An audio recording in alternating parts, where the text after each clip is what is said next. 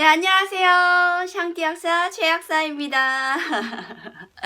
한여름 더위 너무 더웠죠.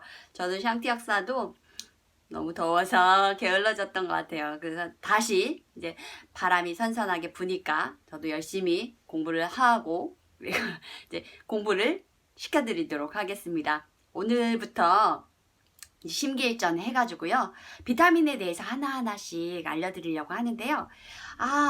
비타민 뭘까요? 손! 네.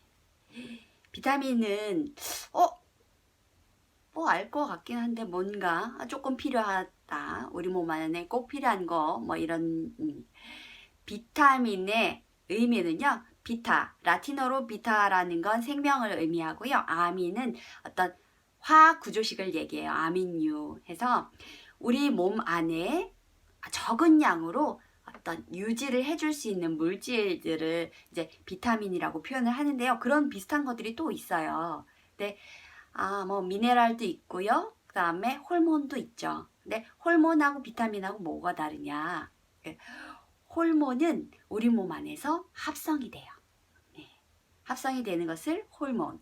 그리고 합성이 되지 않아서 몸 밖에서 음식물로 섭취해야 하는 것들을 비타민이라고 보통 표현을 하죠. 그리고 광물질로 된 것을 미네랄이라고 표현을 합니다. 그러면 비타민은요, 우리 몸 안에서 이제 만들어지지 않는다고 했잖아요. 그런데 똑같은 비타민인데 어떤 동물한테는 이게 호르몬으로 작용하는 경우가 있어요. 그 대표적인 것이 비타민 C죠. 우리 인간은 비타민 C를 예전에는 합성했다고 하는데 지금은 현재는 합성할 수가 없죠. 그렇기 때문에 꼭 음식물로 섭취를 해야 되는데 대표적인 뭐 쥐 같은 경우는 몸 안에서 이걸 만들어내기 때문에 호르몬이라고 표현을 합니다.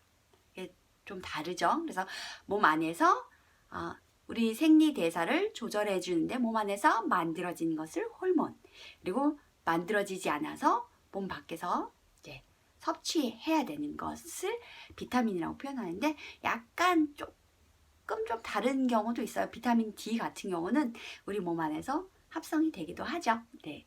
그러면 대표적인 비타민 A, 오늘 이제 첫 번째 시간 비타민 A에 대해서 말씀드릴 건데요. 비타민 하면 처음에 발견된 순서대로 A, B, C, D 이렇게 분류가 됩니다. 그래서 가장 먼저 발견이 됐다고 하는데요.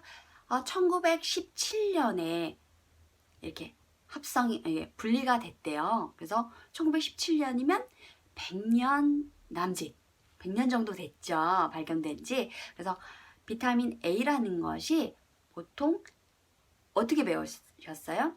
지용성 비타민. 그래서 동물성 재료에서 먹는 거, 이제 흡수가 될 수 있어요. 대표적인 게 비타민 A 공급원의 대표적인 게 저는 학교 때 그렇게 배웠거든요. 간유. 동물의 간에 보통 많이 되어 있다, 많이 저장이 되어 있다. 그러면 동물의 간에 저장이 되어 있다면 우리 사람의 몸에 간에도 상당히 많이 저장이 되어 있을 가능성이 있겠죠. 그런데 비타민 A는 지용성 비타민인데 우리가 수용성 비타민으로 비타민 A를 얘기를 하는 것들이 있어요. 그래서 동물성에서 흡수되는 비타민 A는 레티놀이라고 표현을 하고요. 식물체에서 우리가 이렇게 흡수되는 비타민 A를 뭐라 그러죠? 카로티노이드라고 해서 자연계에는 뭐 650여 가지의 카로티노이드가 있다고 해요. 그런데 이 카로티노이드는요, 사람과 동물에 따라서 이걸 비타민 A로 바꿀 수 있는 효소가 달라요. 달라서 사람은 베타카로틴 같은 경우는 간에서 레티놀로 전환이 됩니다. 그렇지만 다른 카로티노이드 같은 경우는 전환될 수 없는 것들이 많아요.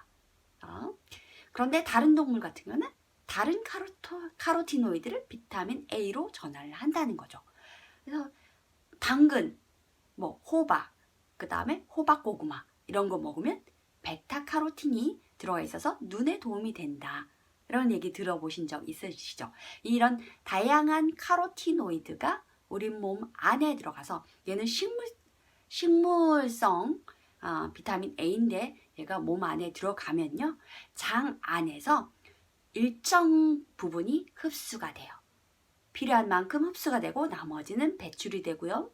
그러면서 이 흡수된 베타카로틴, 카로티노이드 종류들이 저장되어 있다가 필요할 때 레티놀로 환원이 대사에서 바뀌게 됩니다. 그러니까 우리 몸 안에서 필요한 만큼 조절되죠. 조절되다 보니까 굉장히 안전할 수가 있어요. 비타민 A 같은 경우는 어떻게 해요? 저는 학교 때 그렇게 배웠거든요.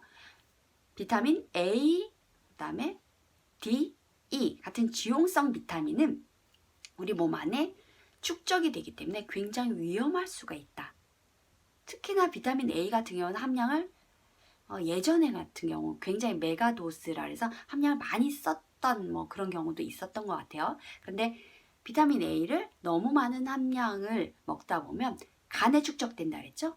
간 대사를 저해시킬 수가 있습니다. 그래서 적당량, 반드시 필요한 비타민이라는 것 자체가 반드시 필요하다는 거죠.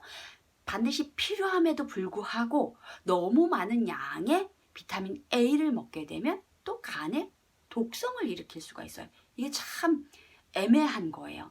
그런데 이것에 해답이 있습니다. 뭐냐면 식물성 프로비타민 A 이렇게 표현하기도 하고요.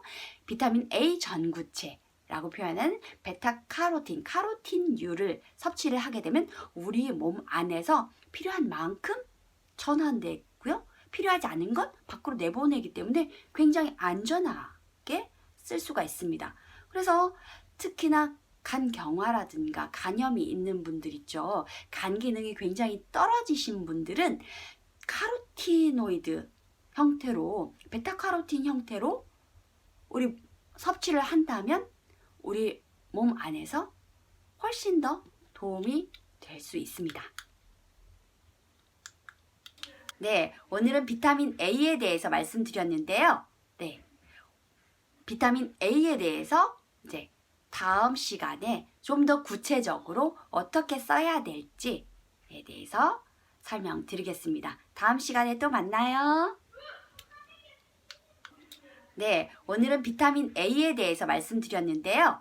네, 비타민 A에 대해서 이제 다음 시간에 좀 더 구체적으로 어떻게 써야 될지에 대해서 설명드리겠습니다. 다음 시간에 또 만나요.